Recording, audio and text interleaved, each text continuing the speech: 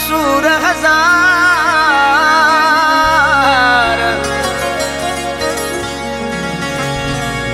मतलब जा थी मानू हिते हल सोचे समझी यार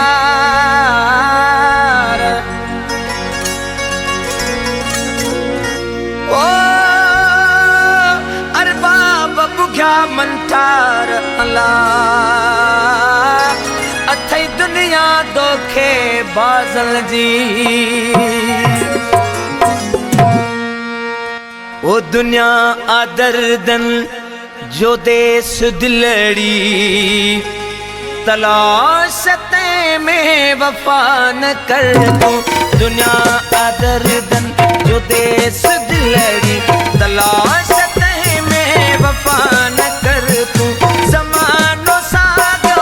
व्या माण्हू मटी जी ज़मानो सागो व्या माण्हू मटी जी भुलजी भी अहिड़ी खता न कर तू दुनिया आदरदन जो देश दिलड़ी तलाश में वफा न कर तू ज़मानो सागो व्या माण्हू मटी जी ज़मानो सागो व्या माण्हू मटी जी भुलजी भी अहिड़ी खता न कर तू दुनिया आदरदन जो देश दिलड़ी तलाश में वफा न कर तू दुनिया आदरदन जो देश दिलड़ी तलाश में वफा न कर तू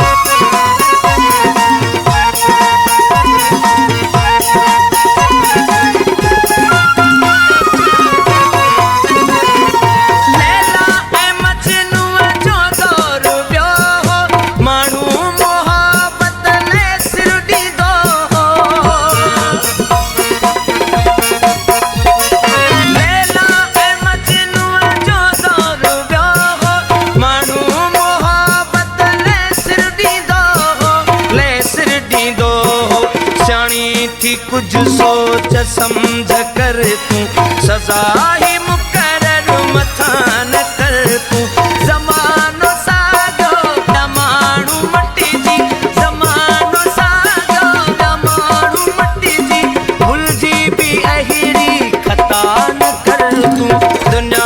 आदरदन जो देश दिलड़ी तलाश में वफा न कर तू दुनिया आदरदन जो देश दिलड़ी तलाश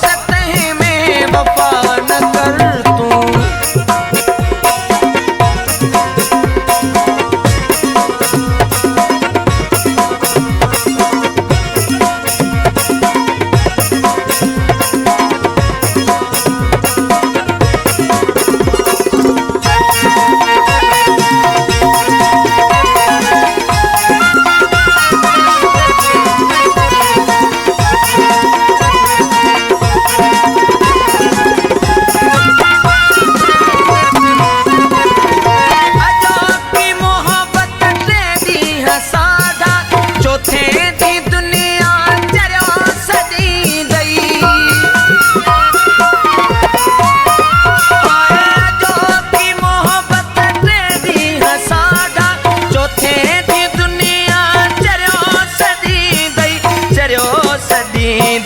जहोल में विझो न पाण खे दिल कम अहिड़ा दिलड़ी भुता न कर तू ज़मानो सागो